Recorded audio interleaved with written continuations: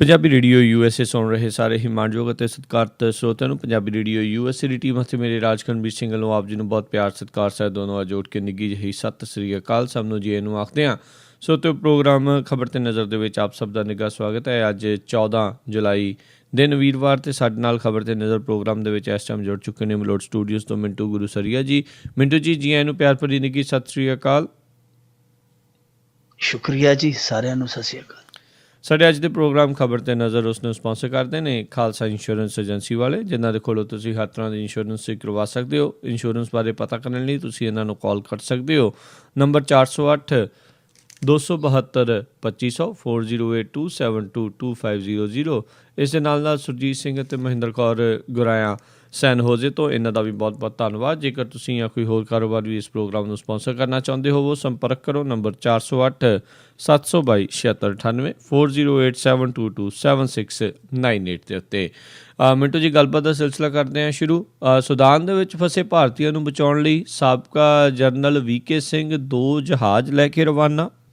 ਇਹ ਜਰਨਲ ਜਦੋਂ ਫੌਜ ਦੇ ਵਿੱਚ ਹੁੰਦਾ ਸੀ ਉਦੋਂ ਇਹਦਾ ਕੰਮ ਹੁੰਦਾ ਸੀ ਕੋਈ ਨਾ ਕੋਈ ਪੰਗਾ ਖੜਾ ਕਰੀ ਰੱਖਦਾ ਸੀ, ਤੇ ਜਦੋਂ ਹੁਣ ਇਹ ਭਾਜਪਾ 'ਚ ਆ ਗਿਆ, ਇਹ ਹੁਣ ਇਸ ਕੰਮੇ ਲਾਇਆ ਜਿਵੇਂ ਉਹ ਅਕਸ਼ੇ ਕੁਮਾਰ ਏਅਰਲਿਫਟ ਕਰਦਾ ਸੀਗਾ, ਹੁਣ ਇਹ ਏਅਰਲਿਫਟ ਵਾਲੇ ਕੰਮ ਦਿੱਤਾ ਇਹਨੂੰ, ਹੋਰ ਤੇ ਕੋਈ ਕੰਮ ਨਹੀਂ ਹੈਗਾ ਇਹਦੇ ਕੋਲ। ਜਦੋਂ ਜੇ ਬੋਲਦਾ ਤੇ ਫਿਰ ਬੜਾ ਕਸੂਤਾ ਬੋਲਦਾ, ਕਦੇ ਮੀਡੀਆ ਨੂੰ ਵੇਸਵਾਦੀ ਤਸਵੀਰ ਦੇ ਦਿੰਦਾ, ਕਦੇ ਕੁਛ ਇਸ ਕਰਕੇ ਇਸੇ ਕੰਮ ਹੀ ਲਾਇਆ ਕਿ ਜਦੋਂ ਕਿਤੇ ਬਾਹਰ ਸੰਕਟ ਪੈ ਜਾਂਦਾ, ਫੌਜੀ ਆਦਮੀ ਆ, ਤੇ ਫਿਰ ਉਹਨੂੰ ਕਿਹਾ ਜਾਂਦਾ ਕਿ ਹੁਣ ਇੱਥੇ ਦੀਦਾ ਦਲੇਰੀ ਵਿਖਾਇਆ, ਜਿਹੜਾ ਜੋਸ਼ ਹੈ ਉੱਥੇ ਕੱਢਿਆ, ਫਿਰ ਇਹੋ ਜਿਹੇ ਕੰਮ ਕਰਦਾ। ਇਹਨੇ ਯਮਨ ਦੇ ਵਿੱਚ ਪਿੱਛੇ ਜੇ ਜਦੋਂ ਕ੍ਰਾਈਸਿਸ ਹੋਇਆ, ਉੱਥੇ 4600 ਭਾਰਤੀ ਜਿਹੜਾ ਫਸ ਗਿਆ ਸੀ, ਉਹਨਾਂ ਨੂੰ ਵੀ ਏਅਰਲਿਫਟ ਕੀਤਾ ਸੀ। ਜਰਨਲ ਉਦੋਂ ਉੱਥੇ ਸਾਬਕਾ ਜਰਨਲ ਜਿਹੜਾ VK ਸਿੰਘ ਆ, ਉਦੋਂ ਉੱਥੇ ਰਿਹਾ ਸੀਗਾ 2-3 ਦਿਨ ਆਪ। ਹੁਣ ਇਹਦੀ ਡਿਊਟੀ ਲੱਗੀ ਹੈ ਸੁਡਾਨ ਦੇ ਵਿੱਚ, ਕਿਉਂਕਿ ਖਾਨਾ ਜੰਗੀ ਹੈ, ਕਾਫੀ ਵੱਡੇ ਪੱਧਰ ਤੇ ਪਹੁੰਚ ਗਈ, ਔਰ ਉੱਥੇ ਵੀ 4000 ਦੇ ਲਗਭਗ ਦੱਸਦੇ ਆ ਕਿ ਭਾਰਤੀ ਹੈ ਜਿਹੜੇ ਉੱਥੇ ਫਸੇ ਹੋਏ ਆ। ਉਹਨਾਂ ਦੇ ਵਿੱਚ ਹੋ ਸਕਦਾ ਪੰਜਾਬੀ ਵੀ ਹੋਣ, ਕਿਉਂਕਿ ਅਜੇ ਤੱਕ ਤੇ ਸਾਰਿਆਂ ਨੂੰ ਇੰਡੀਅਨ ਹੀ ਦੱਸਿਆ ਜਾ ਰਿਹਾ, ਜਿਨ੍ਹਾਂ ਦੀ ਗਿਣਤੀ 4000 ਦੇ ਲਗਭਗ ਹੈ। ਤਾਂ ਉਹਨਾਂ ਨੂੰ ਉੱਥੋਂ ਏਅਰਲਿਫਟ ਕਰਨ ਲਈ, ਉਹਨਾਂ ਨੂੰ ਕੁਸ਼ਲ ਮੰਗਲ ਉਹਨਾਂ ਦੇ ਘਰਾਂ ਤੱਕ ਲਿਜਾਣ ਲਈ ਇਹ ਡਿਊਟੀ ਸੌਂਪੀ ਗਈ ਹੈ। ਚੰਗੀ ਗੱਲ ਆ, ਪਰ ਸਵਾਲ ਇਹ ਉੱਠਦਾ ਕਿ ਤੁਸੀਂ ਕੇਰਲ ਵਾਲੀਆਂ ਨਰਸਾਂ ਸੀਗੀਆਂ ਜਿਹੜੀਆਂ, ਉਹ ਵੀ ਕੁਛ ਘੰਟਿਆਂ ਦੇ ਅੰਦਰ ਅੰਦਰ ਛੁਡਾ ਕੇ ਉਹਨਾਂ ਦੇ ਘਰਾਂ ਤੱਕ ਪਹੁੰਚਾ ਦਿੱਤਾ ਉਹਨਾਂ ਨੂੰ। ਉਹ ਚੰਗਾ ਕੰਮ ਸੀ। ਯਮਨ ਦਾ ਤੁਸੀਂ ਰੈਸਕਿਊ ਕੀਤਾ, ਉਹ ਵੀ ਇੱਕ ਨੇਕ ਕਾਰਜ ਆ। ਇਹ ਵੀ ਤੁਸੀਂ ਨੇਕ ਕਾਰਜ ਕਰਨ ਡਏ ਜੇ, ਕਿਉਂਕਿ ਇੱਕ ਬਹੁਤ ਵੱਡਾ ਕੰਮ ਹੁੰਦਾ ਕਿਸੇ ਨੂੰ ਮੌਤ ਦੀ ਗੋਦ ਚੋਂ ਚੁੱਕ ਕੇ ਉਹਦੇ ਸੁੰਨੇ ਆਂਗਣ ਦੇ ਵਿੱਚ ਸੁੱਟ ਦੇਣਾ ਲਿਜਾ ਕੇ, ਕਿਉਂਕਿ ਉਹਦੇ ਬਿਨਾਂ ਸੁੰਨਾ ਹੋਇਆ ਹੁੰਦਾ ਘਰ। ਪਰ ਸਵਾਲ ਇੱਥੇ ਪੈਦਾ ਹੁੰਦਾ ਕਿ ਜਿੱਦਾਂ ਤੁਸੀਂ ਇਹਨਾਂ ਮਸਲਿਆਂ ਤੇ ਨਜਿੱਠ ਰਹੇ ਹੋ, ਕਿਉਂ ਪੰਜਾਬੀ ਤੁਹਾਡੇ ਮਤਰੇ ਕਾਹਤੋਂ ਆ? ਕਿਉਂਕਿ 39 ਵਿਹੜੇ ਅੱਜ ਪੰਜਾਬ ਦੇ ਜਿਹੜੇ ਉਹ ਆਪਣਿਆਂ ਦੀ ਖਬਰਸਾਰ ਨੂੰ ਤਰਸਦੇ ਪਏ ਆ। ਉਹਨਾਂ ਦੀਆਂ ਮਾਵਾਂ, ਉਹਨਾਂ ਦੀਆਂ ਪਤਨੀਆਂ, ਉਹਨਾਂ ਦੀਆਂ ਭੈਣਾਂ ਮੇਰੇ ਖਿਆਲ ਦੇ ਨਾਲ ਰੋ ਰੋ ਕੇ ਹੁਣ ਤੇ ਉਹਨਾਂ ਦੇ ਜਿਹੜੇ ਨੇਤਰ ਆ ਉਹ ਵੀ ਪਥਰਾ ਗਏ ਹੋਣੇ ਆ, ਜਿੰਨਾ ਸਮਾਂ ਹੋ ਗਿਆ, 2-2.25 ਸਾਲ ਦਾ ਸਮਾਂ ਹੋ ਚੱਲਿਆ। ਸੋ ਇਹ ਜਿਹੜਾ ਸਮਾਂ ਹੈ ਕਿ ਤੁਸੀਂ ਜਿੰਨੀ ਫੁਰਤੀ ਇਹਨਾਂ ਸੰਕਟਾਂ ਦੇ ਵਿੱਚ ਵਿਖਾਈ ਹੈ, ਤੁਹਾਡਾ ਫਰਜ਼ ਨਹੀਂ ਸੀ ਬਣਦਾ ਇਸ ਮਾਮਲੇ 'ਚ ਵਿਖਾਉਣ ਦਾ ਕਿ ਪੰਜਾਬੀ ਬੰਦੇ ਨਹੀਂ ਸਨ। ਅੱਜ ਤੱਕ ਤੁਸੀਂ ਉਹਨਾਂ ਦਾ ਪਤਾ ਹੀ ਨਹੀਂ ਕੀਤਾ ਕਿਹੜੇ ਹਾਲ ਦੇ ਵਿੱਚ ਆ, ਕਿੱਥੇ ਹੈ ਨੇ, ਜੇ ਹੈ ਵੀ ਤਾਂ ਕਿੱਥੇ ਨੇ, ਕਿੱਥੋਂ ਤੱਕ ਤੁਸੀਂ ਗੱਲਬਾਤ ਕੀਤੀ, ਕਿੱਥੋਂ ਤੱਕ ਤੁਸੀਂ ਐਫਰਟ ਕੀਤੀ, ਕੋਸ਼ਿਸ਼ ਕੀਤੀ, ਉਹਦਾ ਕੁਛ ਨਾ ਕੁਛ ਤੇ ਦੱਸੋ। ਸੋ ਇਹ ਚੰਗੀ ਗੱਲ ਆ, ਅਸੀਂ ਇਹਨਾਂ ਦੀ ਸ਼ਲਾਘਾ ਕਰਦੇ ਹਾਂ ਕਿ ਭਾਰਤੀਆਂ ਨੂੰ ਲੈਣ ਗਏ ਆ, ਉਹਦੇ 'ਚ ਪੰਜਾਬੀ ਵੀ ਹੋ ਸਕਦਾ ਸਾਡੇ ਹੋਣ, ਬਹੁਤ ਵਧੀਆ ਕੰਮ ਆ। ਪਰ ਤੁਸੀਂ ਉਹ ਜਿਹੜੇ 39 ਜਿਹੜੇ ਚਿਰਾਗ ਸੀਗੇ 39 ਵਿਹੜਿਆਂ ਦੇ, ਤੁਸੀਂ ਉਹਨਾਂ ਪ੍ਰਤੀ ਇੰਨਾ ਸੰਜੀਦਗੀ, ਇੰਨਾ ਤੁਸੀਂ ਗੰਭੀਰ ਕਿਉਂ ਨਹੀਂ ਹੋਏ? ਇਹ ਸਵਾਲ ਤੁਹਾਡੇ ਤੇ ਹਮੇਸ਼ਾ ਬਣਿਆ ਰਹੇਗਾ, ਤੁਹਾਡੀ ਵਿਦੇਸ਼ੀ ਕੂਟਨੀਤੀ ਤੇ ਮੂਹਰੇ ਇਹ ਸਵਾਲ ਖੜਾ ਰਹੇਗਾ। ਜੀ ਬਿਲਕੁਲ ਬਿਲਕੁਲ। ਕਹਿੰਦੇ ਅਰਵਿੰਦ ਕੇਜਰੀਵਾਲ ਨੂੰ ਜਥੇਦਾਰ ਦੀ ਚੇਤਾਵਨੀ, ਹਿੰਦੂ ਤਖਤ ਤੇ ਕੀਤਾ ਤਲਬ। ਅਰਵਿੰਦ ਕੇਜਰੀਵਾਲ ਦਾ ਹਾਲ ਤੇ ਅੱਜ ਕੱਲ੍ਹ ਜੀ ਜਿੱਦਾਂ ਕਹਿ ਲਈਏ ਨਾ ਕਿ ਜਵਾਕ ਦੇ ਫੁੱਟਬਾਲ ਵਰਗਾ ਹੀ ਹੋਇਆ ਪਿਆ। ਉਹਨੂੰ ਤੁਰੇ ਜਾਂਦੇ ਨੂੰ ਸਿਆਣਾ ਵੀ ਠੁੱਡਾ ਮਾਰ ਜਾਂਦਾ ਤੇ ਨਿਆਣਾ ਤਾਂ ਮਾਰਦਾ ਹੀ ਮਾਰਦਾ, ਉਹ ਹਾਲ ਹੀ ਹੋਇਆ ਪਿਆ ਅਰਵਿੰਦ ਕੇਜਰੀਵਾਲ ਦਾ। ਜਿਹਦਾ ਜੀ ਕਰਦਾ ਕੱਲ੍ਹ ਨਿਹੰਗ ਸਿੰਘ ਦੇਣ ਡਏ ਸੀਗੇ ਉਹਨੂੰ ਚੇਤਾਵਨੀ ਕਿ ਟਿਕਿਆ ਰਹੇ ਨਹੀਂ ਤਾਂ ਇਹ ਕਰ ਦਿਆਂਗੇ, ਉਹ ਕਰ ਦਿਆਂਗੇ। ਫਿਰ ਅੱਜ ਜਥੇਦਾਰ ਸਾਹਿਬ ਵੀ ਬੋਲ ਪਏ ਆ। ਮੱਕੜ ਸਾਹਿਬ ਤੇ ਤੁਹਾਨੂੰ ਪਹਿਲਾਂ ਹੀ ਪਤਾ ਕਿ ਉਹ ਆਪਣਾ ਜਿਹੜਾ ਫਰਜ਼ ਉਹ ਅਦਾ ਕਰ ਗਏ ਸੀ, ਪਰ ਅੱਜ ਜਿਸ ਤਰੀਕੇ ਦੀ ਉਹਨਾਂ ਨੇ ਦਿੱਤੀ ਹੈ ਸਟੇਟਮੈਂਟ ਜਥੇਦਾਰ ਸਾਹਿਬ ਨੇ, ਉਹ ਉਸ ਗੱਲ ਤੇ ਮੋਹਰ ਲਾਉਂਦੀ ਹੈ। ਜਿਵੇਂ ਮੈਂ ਅੱਗੇ ਵੀ ਤੁਹਾਨੂੰ ਇੱਕ ਦਿਨ ਦੱਸਿਆ ਸੀਗਾ ਕਿ ਦੋਵੇਂ ਬੰਦੇ ਜਿਹੜੇ ਆ ਉਹ ਐਡੇ ਪਹੁੰਚੇ ਹੋਏ ਆ ਕਿ ਇਹਨਾਂ ਨੂੰ ਆਪਦੇ ਇਲਾਕੇ ਦੇ ਵਿੱਚ ਨਹੀਂ ਸੀ ਜਾਣਦਾ ਜਦੋਂ ਇਹਨਾਂ ਨੂੰ ਇੱਥੇ ਬਿਠਾਇਆ ਗਿਆ ਸੀ, ਔਰ ਕਾਬਲੀਅਤ ਇਹਨਾਂ ਦੀ ਇਹੋ ਹੀ ਸੀ। ਜੋ ਕਾਬਲੀਅਤ ਹੁਣ ਤੁਸੀਂ ਦੇਖ ਰਹੇ ਹੋ, ਇਹੋ ਹੀ ਕਾਬਲੀਅਤ ਸ਼ੁਰੂ 'ਚ ਸੀ ਇਹਨਾਂ 'ਚ ਕਿ ਇਹ ਗੁਮਨਾਮ ਗਲੀਆਂ ਦੇ ਵਿੱਚੋਂ ਉਸ ਉੱਚ ਅਹੁਦਿਆਂ ਤੇ ਪਹੁੰਚ ਗਏ। ਸੋ ਇਹ ਅੱਜ ਗਿਆਨੀ ਗੁਰਬਚਨ ਸਿੰਘ ਜਿਹੜੇ ਬੋਲੇ ਆ, ਉਹਨਾਂ ਨੇ ਇੱਕ ਤਾਂ ਕਿਹਾ ਕਿ ਭਾਈ ਜੋ ਇਹ ਤੁਸੀਂ ਕਰ ਰਹੇ ਹੋ, ਇਹ ਰਾਜਸੀ ਲੋਕ, ਇਹ ਨਹੀਂ ਹੋਣਾ ਚਾਹੀਦਾ, ਤੁਸੀਂ ਧਰਮ ਨੂੰ ਵਿੱਚ ਨਾ ਘੜੀਸੋ। ਪਰ ਨਾਲ ਉਹ ਕਹਿੰਦੇ ਆ ਕਿ ਜੀ ਆ ਜਿਹੜਾ ਤੁਸੀਂ ਕੀਤਾ ਜਾਰੀ ਚੋਣ ਮੈਨੀਫੈਸਟੋ, ਇਹ ਝੂਠ ਦਾ ਪੁਲੰਦਾ ਹੈ। ਹੁਣ ਝੂਠ ਦਾ ਪੁਲੰਦਾ ਸ਼ਬਦ ਜੇ ਤੇ ਸੁਖਬੀਰ ਸਿੰਘ ਬਾਦਲ ਆਪਦੇ ਮੁਖੋਂ ਕੱਢੇ ਜਾਂ ਕੈਪਟਨ ਅਮਰਿੰਦਰ ਸਿੰਘ ਬੋਲੇ, ਅਸੀਂ ਕਹਿ ਸਕਦੇ ਹਾਂ, ਅਸੀਂ ਮੰਨ ਸਕਦੇ ਹਾਂ ਕਿ ਉਹ ਸਿਆਸੀ ਵਿਰੋਧੀ ਹੈ। ਪਰ ਜਿਸ ਤਰ੍ਹਾਂ ਗਿਆਨੀ ਗੁਰਬਚਨ ਸਿੰਘ ਬੋਲ ਰਹੇ ਕਿ ਇਹਨਾਂ ਦਾ ਚੋਣ ਮੈਨੀਫੈਸਟੋ ਵੀ ਝੂਠ ਦਾ ਪੁਲੰਦਾ ਹੈ, ਤਾਂ ਫਿਰ ਸਾਨੂੰ ਸਮਝਣਾ ਚਾਹੀਦਾ ਕਿ ਗਿਆਨੀ ਗੁਰਬਚਨ ਸਿੰਘ ਵੀ ਉਸੇ ਟੀਮ ਦੇ ਹੀ ਖਿਡਾਰੀ ਹੈ ਜਿਹੜੀਆਂ ਟੀਮਾਂ ਇੱਥੇ ਖੇਡ ਰਹੀਆਂ ਮੈਦਾਨ ਦੇ ਵਿੱਚ। ਇਹ ਵੀ ਵੱਖਰੇ ਨਹੀਂ ਹੈ। ਹਾਂ, ਸਿਰਫ ਇਹ ਹੈ ਕਿ ਇਹਨਾਂ ਦੀ ਵਰਦੀ ਹੈ ਜਿਹੜੀ ਉਹ ਹੋ ਰਿਹਾ, ਇਹਨਾਂ ਦਾ ਪਹਿਰਾਵਾ ਹੋ ਰਿਹਾ, ਬਾਕੀ ਖੇਡ ਸਾਰੀ ਉਹੀ ਖੇਡੀ ਜਾ ਰਹੀ ਹੈ। ਪਰ ਜੋ ਇਹਨਾਂ ਨੇ ਸਟੇਟਮੈਂਟ ਦਿੱਤੀ ਹੈ, ਠੀਕ ਹੈ, ਧਰਮ ਤੱਕ ਰਹਿੰਦੇ, ਧਰਮ ਤੱਕ ਰਹਿਣ ਵਿੱਚ ਜਿਹੜੀ ਇਹ ਸਿਆਸੀ ਬੋਲੀ ਬੋਲਦੇ ਆ, ਇਹ ਸਿਆਸੀ ਬੋਲੀ ਨਹੀਂ ਬੋਲਣੀ ਚਾਹੀਦੀ। ਇਕੱਲਾ ਅਰਵਿੰਦ ਕੇਜਰੀਵਾਲ ਨੂੰ ਜਥੇਦਾਰ ਦਾ ਇੱਧਰੋਂ ਧਮਕੀ ਪੱਤਰ ਨਹੀਂ ਲੱਗਿਆ, ਉੱਧਰ ਜਿਹੜੇ ਇੱਕ ਹੋਰ ਨੇ ਜਨਾਬ ਪੰਚਾਨੰਦ ਗਿਰੀ ਹੋਰਾਂ ਨੇ ਅੱਜ ਇੱਕ ਨਵਾਂ ਹੀ ਸ਼ੋਸ਼ਾ ਕੱਢ ਮਾਰਿਆ। ਉਹ ਕਹਿੰਦੇ ਕਿ ਸਾਡੇ ਪਟਿਆਲੇ ਵੀ ਇੱਥੇ ਹਿੰਦੂਆਂ ਦਾ ਤਖਤ ਹੈਗਾ, ਤੁਸੀਂ ਉੱਥੇ ਆ ਕੇ ਪੇਸ਼ ਹੋ।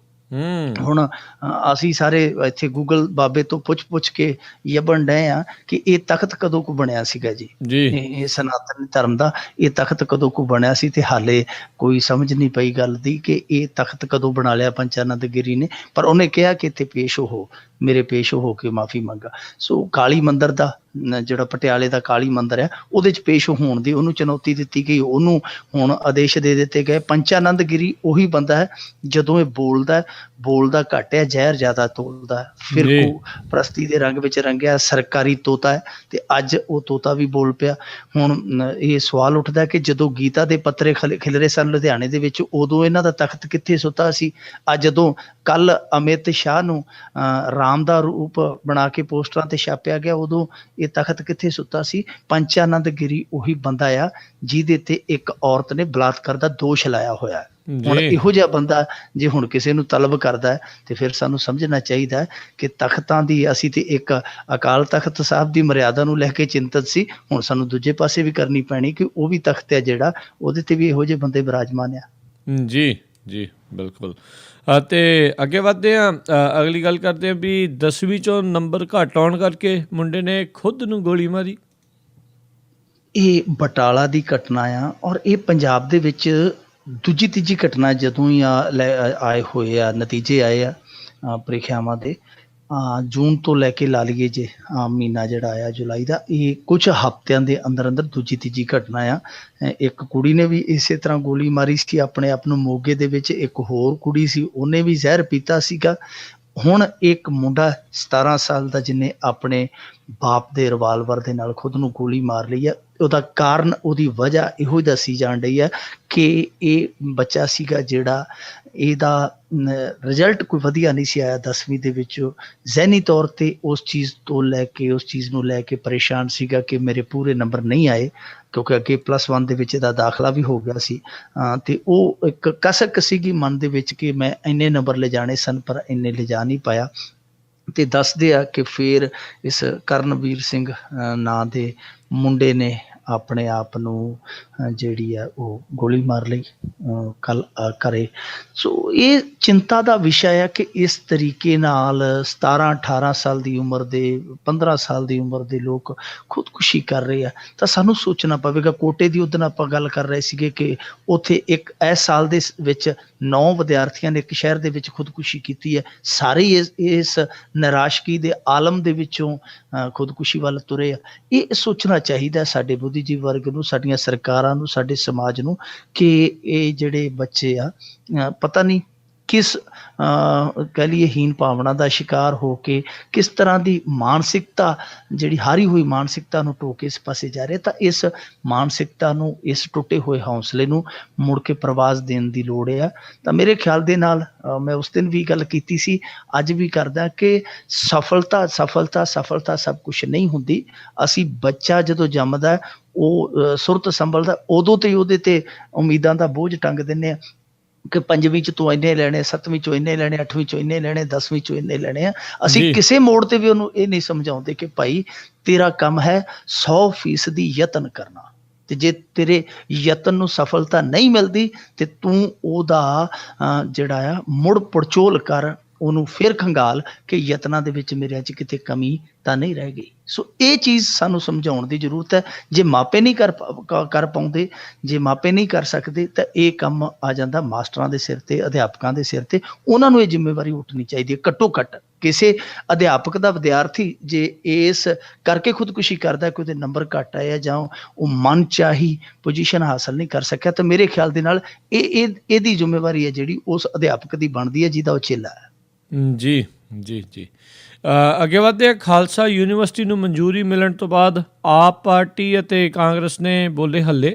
ਦੇਖੋ, ਖਾਲਸਾ ਯੂਨੀਵਰਸਿਟੀ ਅਖੀਰ ਉਹ ਬਣਾਈ ਗਏ, ਬੜਾ ਜ਼ੋਰ ਲੱਗਿਆ ਸੀ। 2012 ਦੇ ਵਿੱਚ ਵੀ ਕੋਸ਼ਿਸ਼ ਹੋਈ, ਉਦੋਂ ਬੜਾ ਜ਼ਬਰਦਸਤ ਵਿਰੋਧ ਹੋਇਆ ਮੰਤਰੀ ਮੰਡਲ ਦੇ ਵਿੱਚ। ਐਨ ਮੌਕੇ ਤੇ ਉਹ ਜਿਹੜੀ ਫਾਈਲ ਸੀਗੀ ਬਾਦਲ ਸਾਹਿਬ ਨੂੰ ਸਿਰ ਫੇਰ ਕੇ ਪਾਸੇ ਰੱਖਣੀ ਪਈ। ਪਰ ਐਤਕੀ ਕਿਉਂਕਿ ਇਲੈਕਸ਼ਨ ਵਰਾ ਸੀਗਾ, ਚੋਣ ਵਰਾ ਸੀ, ਐਤਕੀ ਉਹਨਾਂ ਨੂੰ ਪਤਾ ਸੀਗਾ ਕਿ ਅਬ ਨਹੀਂ ਤੋ ਕਭੀ ਨਹੀਂ, ਅਭੀ ਨਹੀਂ ਤੋ ਕਭੀ ਨਹੀਂ, ਕਿ ਹੁਣ ਫਟਾ ਚੱਕ ਦਈਏ। ਸੋ ਮਜੀਠੀਆ ਪਰਿਵਾਰ ਨੇ ਪੂਰਾ ਟਿੱਲ ਲਾ ਦਿੱਤਾ, ਪੂਰੀ ਵਾਹ ਲਾ ਦਿੱਤੀ, ਤੇ ਆਖੀਰ ਉਹ ਕਾਮਯਾਬ ਵੀ ਹੋਇਆ। ਖਾਲਸਾ ਯੂਨੀਵਰਸਿਟੀ ਦਾ ਵਿਰੋਧ ਰੱਜ ਕੇ ਕੀਤਾ। ਲਾਲੀ ਮਜੀਠੀਆ ਹੋਰੀ ਕਾਂਗਰਸੀ ਆ ਜਿਹੜੇ, ਕੈਪਟਨ ਅਮਰਿੰਦਰ ਸਿੰਘ ਆ ਆਮ ਆਦਮੀ ਪਾਰਟੀ ਵਾਲੇ ਦੇ, ਸੁਖਪਾਲ ਸਿੰਘ ਖਹਿਰਾ ਅੱਜ ਵੀ ਕਰਦੇ ਪਏ। ਸੁਖਪਾਲ ਸਿੰਘ ਖਹਿਰਾ ਹੋਰਾਂ ਨੇ ਤਾਂ ਕਿਹਾ ਕਿ ਜੇ ਅਸੀਂ ਪਾਵਰ ਦੇ ਵਿੱਚ ਆ ਜਾਂਦੇ ਹਾਂ, ਜੇ ਅਸੀਂ ਸੱਤਾ ਨਸ਼ੀਨ ਹੋ ਜਾਂਦੇ ਹਾਂ, ਤਾਂ ਅਸੀਂ ਇਸ ਯੂਨੀਵਰਸਿਟੀ ਨੂੰ ਰੱਦ ਕਰਾਂਗੇ। ਕੈਪਟਨ ਅਮਰਿੰਦਰ ਸਿੰਘ ਹੋਰੀ ਵੀ ਇਹ ਕਹਿ ਰਹੇ ਆ ਕਿ ਜਿਹੜੀ ਖਾਲਸਾ ਵਿਰਾਸਤ ਹੈ, ਖਾਲਸਾ ਕਾਲਜ ਅੰਮ੍ਰਿਤਸਰ ਦੀ, ਉਸ ਵਿਰਾਸਤ ਨੂੰ ਅੱਜ ਜਿਹੜਾ ਤੋੜਿਆ ਮਰੋੜਿਆ ਜਾ ਰਿਹਾ। ਸੋ ਸਿਆਸਤ ਇਸ ਮੁੱਦੇ ਤੇ ਸ਼ੁਰੂ ਤੋਂ ਹੁੰਦੀ ਆਈ ਹੈ, ਅੱਜ ਵੀ ਹੋ ਰਹੀ ਹੈ। ਪਰ ਮੇਰੇ ਖਿਆਲ ਦੇ ਨਾਲ ਮਜੀਠੀਆ ਪਰਿਵਾਰ ਨੇ ਇੱਥੇ ਜਿਵੇਂ ਕਹਿ ਲਈਏ ਕਿ ਆਪਣੇ ਜਿਹੜੇ 2700 ਵਾਲੀ ਉਹ ਬੋਲ ਪਗਾਇਆ, ਔਰ ਦੂਜਾ ਇਹ ਹੈ ਕਿ ਚੰਗਾ ਕੰਮ ਨਹੀਂ ਕੀਤਾ। ਕਿਉਂਕਿ ਦੇਖੀਏ ਤੇ ਕੰਧ ਦੇ ਪਰਲੇ ਪਾਸੇ ਤੇ ਗੁਰੂ ਨਾਨਕ ਦੇਵ ਯੂਨੀਵਰਸਿਟੀ ਹੈ, ਔਰ ਇੱਕ ਯੂਨੀਵਰਸਿਟੀ ਕੱਲ ਹੋਰ, ਇਹ ਸਾਇੰਸ ਯੂਨੀਵਰਸਿਟੀ, ਸ਼ਾਇਦ ਗੁਰੂ ਰਾਮਦਾਸ ਸਾਇੰਸ ਯੂਨੀਵਰਸਿਟੀ, ਉਹਦਾ ਵੀ ਇਹਨਾਂ ਨੇ ਐਲਾਨ ਕਰ ਦਿੱਤਾ। ਅੰਮ੍ਰਿਤਸਰ ਦੇ ਵਿੱਚ ਇੰਨੀਆਂ ਯੂਨੀਵਰਸਿਟੀਆਂ ਇੱਕ ਸ਼ਹਿਰ ਦੇ ਵਿੱਚ ਹੀ ਸਥਾਪਿਤ ਕਰ ਦਿੱਤੀਆਂ। ਜੇ ਯੂਨੀਵਰਸਿਟੀ ਮਜੀਠੀਆ ਪਰਿਵਾਰ ਨੇ, ਜਿਵੇਂ ਕਿ ਉਹ ਕਹਿੰਦਾ ਕਿ ਸਾਡਾ ਉਦੇਸ਼ ਹੈ ਕਿ ਬਾਰਡਰ ਪੱਟੀ ਦੇ ਵਿਦਿਆਰਥੀਆਂ ਨੂੰ ਬਿਹਤਰ ਉਚੇਰੀ ਸਿੱਖਿਆ ਦੇਣੀ, ਇਹ ਸਾਡਾ ਮੰਤਵ ਹੈ, ਤਾਂ ਫਿਰ ਮਜੀਠੀਆ ਪਰਿਵਾਰ ਨੂੰ ਥੋੜ੍ਹਾ ਜਿਹਾ ਅੱਗੇ ਅਜਨਾਲਾ ਸੈਕਟਰ ਲੰਘ ਜਾਣਾ ਚਾਹੀਦਾ ਸੀਗਾ, ਜਾਂ ਇੱਧਰ ਖਾਲੜੇ ਵੱਲ ਨੂੰ ਆ ਜਾਣਾ ਚਾਹੀਦਾ ਸੀਗਾ, ਜਿੱਥੇ ਚੱਜ ਦੇ ਸਕੂਲ ਹੀ ਹੈ ਨੀਗਾ। ਇਹਨਾਂ ਇਲਾਕਿਆਂ ਦੇ ਵਿੱਚ ਯੂਨੀਵਰਸਿਟੀ ਖੋਲ੍ਹਦੇ, ਜਾਂ ਇੱਧਰ ਮਾਲਵੇ ਵਾਲੇ ਪਾਸੇ ਆ ਜਾਂਦੇ, ਇੱਧਰ ਪਿੰਡ ਆ ਜਿਹੜੇ ਉਹ ਇਹਨਾਂ ਚੀਜ਼ਾਂ ਤੋਂ ਸੱਖਣੇ ਆ। ਸੋ ਜੇ ਇਹਨਾਂ ਦਾ ਮੰਤਵ ਇਹ ਸੀ, ਪਰ ਮੰਤਵ ਇਹ ਨਹੀਂ ਸੀ। ਮੰਤਵ ਇਹ ਸੀਗਾ ਕਿ ਬੇਸ਼ਕੀਮਤੀ ਜ਼ਮੀਨ ਹੈ ਜਿਹੜੀ, ਇੱਕ ਤੇ ਉਹ ਪਰਾਂ ਹਿੱਟ ਕਰਨ ਦੀ, ਔਰ ਦੂਜੀ ਇਹ ਕਿ ਜਿਹੜੀ ਯੂਨੀਵਰਸਿਟੀ ਹੈ ਉਹਦੇ ਤੇ ਜਿਹੜਾ ਪੱਕੇ ਤੌਰ ਤੇ ਆਪਣਾ ਜਿਹੜਾ ਗਲਬਾ ਹੈ ਉਹ ਕਾਇਮ ਰੱਖਣਾ। ਇਹੀ ਕਾਰਨ ਹੈ ਕਿ ਜਿਸ ਤਰੀਕੇ ਨਾਲ ਯੂਨੀਵਰਸਿਟੀਆਂ ਖੁੱਲ੍ਹ ਰਹੀਆਂ, ਔਰ ਖੋਲ੍ਹ ਕੌਣ ਰਹੇ ਆ, ਜ਼ਿਆਦਾਤਰ ਉਹ ਲੋਕ ਜਿਹੜੇ ਸੱਤਾ ਧਿਰ ਦੇ ਨਾਲ ਸੰਬੰਧਿਤ ਆ, ਜਾਂ ਜਿਹੜੇ ਮੋਟੇ ਕਾਰੋਬਾਰੀ ਆ। ਔਰ ਜਿਹੜਾ ਗ੍ਰੇਸ ਅੰਕ ਦਾ ਧੱਕਾ ਲਾਇਆ ਜਾਂਦਾ ਹੈ, ਹੁਣ ਜਿਵੇਂ ਆਪਾਂ ਦੇਖਿਆ ਸੀ ਕਿ 23 ਗ੍ਰੇਸ ਅੰਕ ਦੇ ਦਿੱਤੇ ਗਏ, ਤਾਂ ਇਹ ਜਿਹੜੀਆਂ ਫੈਕਟਰੀਆਂ ਬਣੀਆਂ, ਇਹ ਜਿਹੜੀਆਂ ਦੁਕਾਨਾਂ ਬਣੀਆਂ, ਇਹ ਵੱਡੀਆਂ ਜਿਹੜੀਆਂ ਲਾਈਆਂ ਜਾ ਰਹੀਆਂ ਇਹ ਯੂਨੀਵਰਸਿਟੀਆਂ, ਦੁਕਾਨਾਂ ਹੀ ਕਹਾਂਗੇ, ਨਿੱਜੀ ਯੂਨੀਵਰਸਿਟੀਆਂ, ਕਿਉਂਕਿ ਕਾਰੋਬਾਰ ਹੀ ਹੈ, ਬਿਜ਼ਨਸ ਹੀ ਹੈ ਸਾਰਾ। ਤੇ ਜੇ ਇਹਨਾਂ ਯੂਨੀਵਰਸਿਟੀਆਂ ਦਾ ਵੱਲ ਵੇਖੀਏ ਤੇ ਫਿਰ ਸਾਨੂੰ ਪਤਾ ਲੱਗ ਜਾਂਦਾ ਕਿ ਉਹ ਪਾਸ ਕਿਉਂ ਕਰ ਰਹੇ ਆ, ਕਿਉਂਕਿ ਕਾਰਨ ਇਹ ਹੈ ਕਿ ਕਿਤੇ ਜੇ ਫੇਲ ਹੋ ਗਏ ਵੱਡੇ ਪੱਧਰ ਤੇ ਵਿਦਿਆਰਥੀ, ਉਹ ਕੱਚੇ ਮਾਲ 'ਚ ਕਿਤੇ ਖੜੋਤ ਨਾ ਆ ਜਾਵੇ, ਸਪਲਾਈ ਨਾ ਰੁਕ ਜਾਵੇ। ਜੀ। ਅਤੇ ਅੱਗੇ ਵਧਦੇ ਹਾਂ ਵੀ ਪੰਜਾਬ ਵਿੱਚ ਹਰ 1900 ਵੋਟਰਾਂ ਪਿੱਛੇ ਇੱਕ ਠੇਕਾ, ਅਸਲੀ ਤਰੱਕੀ। ਬਿਲਕੁਲ ਜੀ, ਇਹ ਇੱਕ ਤਰਾਸਦੀ ਹੈ ਸਾਡੀ, ਪਰ ਕਹਿ ਸਕਦੇ ਹਾਂ ਅਸੀਂ ਕਿ ਦੇਖੋ, ਪੰਜਾਬ ਨੂੰ ਬਹੁਤਾ ਬਦਨਾਮ ਨਹੀਂ ਕਰਨਾ ਚਾਹੀਦਾ। ਪੰਜਾਬ ਨੂੰ ਐਵੇਂ ਭੰਡੀ ਜਾਂਦੇ ਆ ਲੋਕ, ਦੇਖੋ 1900 ਵੋਟਰਾਂ ਪਿੱਛੇ ਠੇਕਾ ਸੇਵਾ ਦੇ ਰਿਹਾ ਤਾਂ ਅਸੀਂ ਕਿਵੇਂ ਕਹਿ ਸਕਦੇ ਹਾਂ ਕਿ ਪੰਜਾਬ ਦੇ ਵਿੱਚ ਤਰੱਕੀ ਨਹੀਂ ਹੈ, ਕਿਉਂਕਿ ਸਾਡੇ ਮੁਕਾਬਲੇ ਜੇ ਅਸੀਂ ਗੱਲ ਕਰੀਏ ਹਰਿਆਣੇ ਦੀ, ਤੇ ਉੱਥੇ ਜਿਹੜੀ ਇਹ ਹੈ ਇੱਕ ਵੋਟਰ ਪਿੱਛੇ, ਉਹ ਹੈ ਲਗਭਗ 4800 ਵੋਟਰ ਪਿੱਛੇ ਇੱਕ ਠੇਕਾ। ਸਾਡੇ ਇੱਥੇ 1900 ਪਿੱਛੇ ਆ। ਜੇ ਦਿੱਲੀ ਵਾਲਿਆਂ ਦੀ ਗੱਲ ਕਰੀਏ ਤਾਂ ਕਿਤੇ ਸਾਡੇ ਤੋਂ ਪਿੱਛੇ ਹੈ, ਉਹਨਾਂ ਦੇ ਤਾਂ ਲਗਭਗ 14,000 ਵੋਟਰ ਪਿੱਛੇ ਇੱਕ ਠੇਕਾ ਵਾ, ਤੇ ਅਸੀਂ ਉਹਨਾਂ ਦੇ ਮੁਕਾਬਲੇ ਦੇਖ ਲਓ ਕਿੱਥੇ ਖੜੇ ਹਾਂ। ਜੇ ਇਹਨਾਂ ਨੂੰ ਆંકੜਿਆਂ ਦੇ ਵਿੱਚ ਜਿਹੜੀ RTI ਰਾਹੀਂ ਸੂਚਨਾ ਪ੍ਰਾਪਤ ਹੋਈ, ਜੇ ਉਹ ਆંકੜੇ ਤੋਲੀਏ ਤੇ ਹਰਿਆਣੇ ਦੇ ਵਿੱਚ 3491 ਠੇਕੇ ਆ, ਮਹਿਜ਼ 3491 ਠੇਕੇ ਆ, ਤੇ ਵੋਟਾਂ ਹੈਗੀਆਂ ਉਹਨਾਂ ਦੀਆਂ ਲਗਭਗ 1,70,71,000 ਇਹ ਉਹਨਾਂ ਦੀ ਵੋਟ ਹੈ। ਤੇ ਜੇ ਆਪਾਂ ਪਰਸੈਂਟੇਜ ਕੱਢੀਏ ਤਾਂ ਉਹ 4800 ਵੋਟਰ ਪਿੱਛੇ ਇੱਕ ਠੇਕਾ ਬਣਦਾ ਹੈ। ਦਿੱਲੀ ਵਾਲਿਆਂ ਦਾ ਵੀ ਇਹੀ ਹੈ, ਦਿੱਲੀ ਵਾਲਿਆਂ ਦੇ ਕੋਲ ਸਿਰਫ 873 ਠੇਕੇ ਹੈ, ਤੇ ਵੋਟ ਉਹਨਾਂ ਦੀ ਹੈਗੀ ਹੈ ਲਗਭਗ 1,31,31,00,000, ਤੇ ਉਹਨਾਂ ਦੀ ਜਿਹੜੀ ਬਣਦੀ ਹੈ ਪ੍ਰਤੀ ਠੇਕੇ ਵੋਟਰ ਦੇ ਹਿਸਾਬ ਨਾਲ ਫੀਸਦ, ਤਾਂ ਉਹ ਬਣਦੀ ਹੈ 14,900 ਵੋਟਰ ਦੇ ਪਿੱਛੇ ਇੱਕ ਠੇਕਾ। ਸਾਡੇ ਇੱਥੇ ਦੇਖ ਲਓ ਕਿ ਅਸੀਂ 1900 ਵੋਟਰ ਪਿੱਛੇ ਇੱਕ ਠੇਕਾ ਖੋਲ੍ਹਿਆ ਹੋਇਆ, ਲਗਭਗ 10,000 ਸਾਡਾ ਠੇਕਾ ਹੈ, ਤੇ ਵੋਟ ਸਾਡੀ ਹੈਗੀ ਆ 1,90,00,000 ਦੇ ਕਰੀਬ। ਸੋ ਆਪ ਹੀ ਤੁਸੀਂ ਹਿਸਾਬ ਲਾ ਲਓ ਕਿ 1900 ਕੁਛ ਉੱਤੇ ਆ ਥੋੜ੍ਹਾ ਜਿਹਾ, ਉਹ ਅੰਕੜਾ ਬਣਦਾ ਕਿ ਸਾਡੇ ਇੱਥੇ ਠੇਕੇ ਚੱਲਦੇ ਪਏ ਆ। ਰੌਲਾ ਇਹ ਨਹੀਂ ਹੈ ਕਿ ਕਿੱਥੇ ਵੱਧ ਆ ਜੀ, ਕਿੱਥੇ ਅਸੀਂ ਘੱਟ ਆ।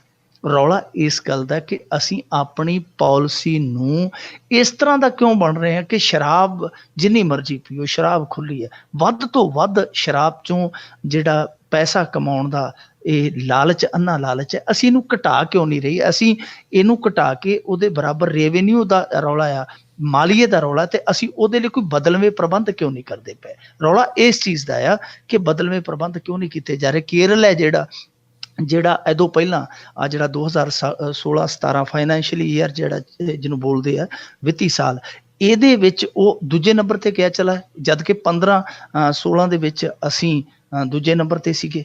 ਉਹ ਸਾਨੂੰ ਪਛਾੜ ਕੇ ਹੁਣ ਦੂਜੇ ਨੰਬਰ ਤੇ ਚਲਾ ਗਿਆ, ਤੇ ਅਸੀਂ ਪੂਰੇ ਭਾਰਤ ਦੇ ਵਿੱਚੋਂ ਪਹਿਲੇ ਨੰਬਰ ਤੇ ਆ ਗਏ। ਸੋ ਰੌਲਾ ਇਸ ਚੀਜ਼ ਦਾ, ਦੁੱਖ ਗਿਲਾ ਸ਼ਿਕਵਾ ਇਸ ਚੀਜ਼ ਦਾ ਕਿ ਠੀਕ ਆ ਕਿ ਜੇਕਰ ਤੁਸੀਂ ਇਹ ਰੱਖਣਾ ਸ਼ਰਾਬ ਦਾ ਤੁਹਾਡੇ ਕੋਲ ਮਾਲੀਆ ਜਿਹੜਾ ਇਹ ਤੁਸੀਂ ਇੱਕ ਰੱਖਣਾ ਕਿ ਸਾਨੂੰ ਆਮਦਨ ਦਾ ਸੋਮਾ ਹੈ ਸਾਡੇ ਲਈ ਰੱਖਣਾ ਬਰਕਰਾਰ, ਤਾਂ ਘੱਟੋ ਘੱਟ ਇਸ ਨੂੰ ਪਾਲਿਸੀ ਨੂੰ ਇਸ ਤਰੀਕੇ ਦਾ ਤਾਂ ਬਣਾਇਆ ਜਾਵੇ ਕਿ ਮੈਸੇਜ ਇਹ ਨਾ ਜਾਵੇ ਕਿ ਪੰਜਾਬੀ ਹੈ ਜਿਹੜੇ ਉਹ ਲਗਾਤਾਰ ਸ਼ਰਾਬ ਦੀ ਖਪਤ ਵਧਾਉਂਦੇ ਜਾਂਦੇ, ਤੇ ਸਰਕਾਰ ਹੈ ਜਿਹੜੀ ਉਹਨਾਂ ਦੀ ਪੂਰਤੀ ਕਰਨ ਲਈ ਲਗਾਤਾਰ ਡਿਸਟਿਲਰੀਆਂ ਬਣਾ ਰਹੀ ਹੈ। ਸੋ ਇਸ ਤਰ੍ਹਾਂ ਦੀ ਪਾਲਿਸੀ ਨਹੀਂ ਚਾਹੀਦੀ, ਪਾਲਿਸੀ ਘਟਾਉਣ ਵਾਲੇ ਪਾਸੇ ਦੀ ਚਾਹੀਦੀ ਹੈ ਕਿ ਤੁਸੀਂ ਥੋੜ੍ਹਾ ਜਿਹਾ ਇਸ ਨੂੰ ਕੋਟੇ ਨੂੰ ਘਟਾਓ, ਥੋੜ੍ਹੇ ਜਿਹੇ ਠੇਕਿਆਂ ਦੀ ਗਿਣਤੀ ਘਟਾਓ, ਤਾਂ ਹੀ ਲੋਕਾਂ ਦਾ ਵੀ ਥੋੜ੍ਹਾ ਜਿਹਾ ਰੁਝਾਨ ਹੋਏਗਾ ਕਿ ਭਾਈ ਅਸੀਂ ਇੱਧਰ ਨੂੰ ਤੁਰੀਏ। ਨਹੀਂ ਤੇ ਉਹ ਹਾਲ ਦੀ ਘੜੀ ਤਾਂ ਕਹਿੰਦੇ ਕਿ ਸਰਕਾਰ ਬਣਾਈ ਜਾਂਦੀ ਹੈ, ਜਨਤਾ ਖਾਈ ਜਾਂਦੀ ਹੈ, ਅੱਗੇ ਰਾਮ ਜਾਣੇ। ਜੀ ਜੀ ਜੀ ਤੇ ਅੱਗੇ ਵਧਦੇ ਵਿਰਸਾ ਸਿੰਘ ਵਲਟੋਹਾ ਖਿਲਾਫ ਕਾਂਗਰਸ ਨੇ ਖੋਲ੍ਹਿਆ ਮੋਰਚਾ।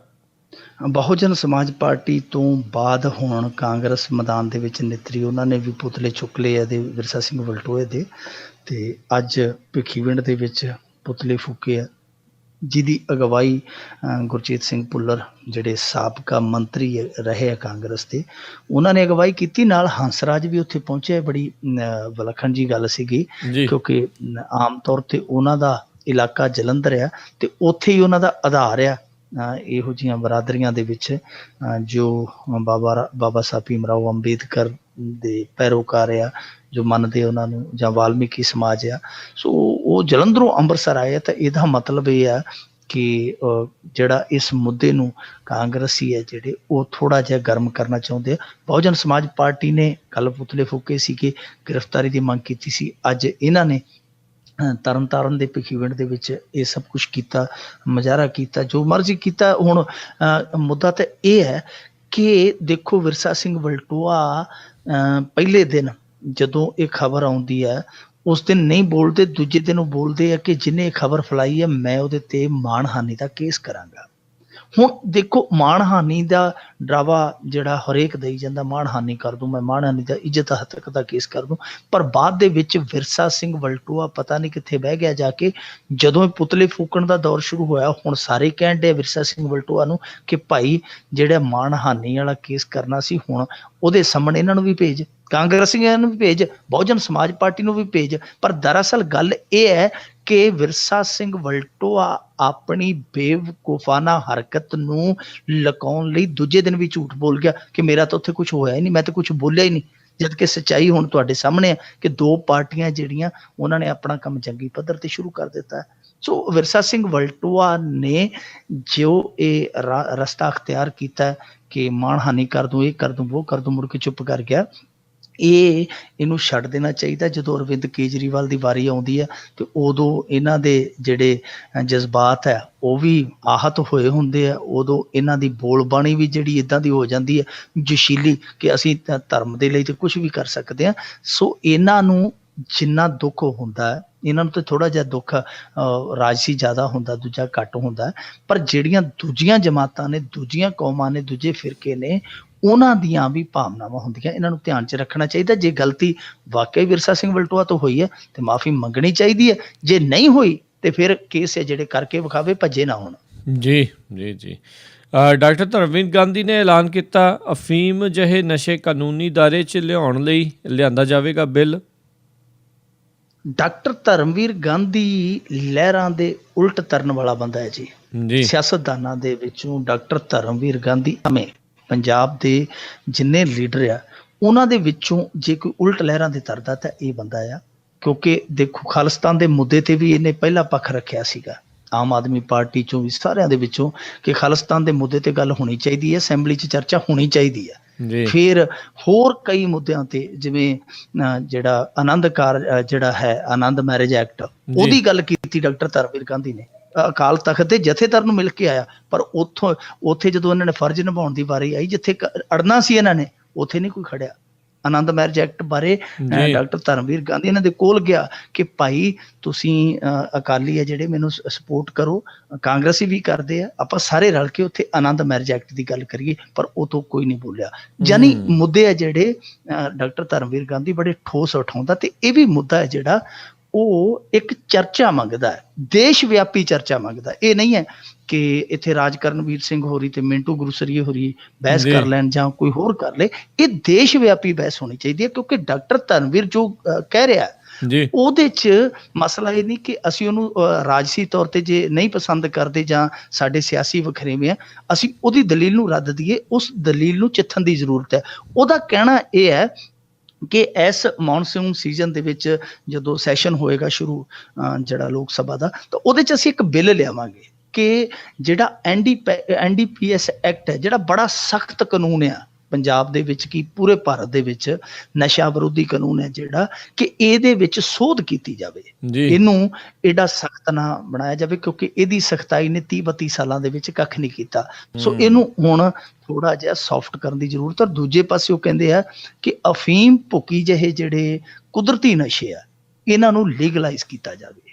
ਤਾਂ ਇਹ ਜੇ ਅਸੀਂ ਕਰਾਂਗੇ ਤੇ ਜਿਹੜੇ ਮਾਰੂ ਨਸ਼ੇ ਆ, ਜਿੱਦਾਂ ਚਿੱਟਾ ਹੈ, ਸਮੈਕ ਹੈ, ਕੋਕੀਨ ਹੈ, ਸਿੰਥੈਟਿਕ ਡਰੱਗ ਹੈ, ਆਈਸ ਹੈ, ਇਹਨਾਂ ਦੀ ਜਿਹੜੀ ਖਤਰਨਾਕ ਮਾਰ ਹੈ, ਉਹਦੇ ਤੋਂ ਇੱਕ ਤੇ ਜਵਾਨੀ ਬਚੇਗੀ, ਔਰ ਦੂਜਾ ਇਹ ਹੈ ਕਿ ਜਿਹੜੇ ਲੋਕ, ਚਾਹੇ ਉਹ ਸਿਆਸੀ ਲੋਕ ਆ, ਚਾਹੇ ਉਹ ਹੋਰ ਵੱਡੇ ਕਾਰੋਬਾਰੀ ਲੋਕ ਆ, ਜਿਹੜੇ ਇੱਕ ਮੋਨੋਪਲੀ ਪੈਦਾ ਕਰਕੇ ਕਮਾਈ ਕਰਦੇ ਪਏ ਆ, ਤਾਂ ਉਹਨਾਂ ਦੀ ਮੋਨੋਪਲੀ ਟੁੱਟੇਗੀ ਇਸ ਧੰਦੇ ਤੋਂ।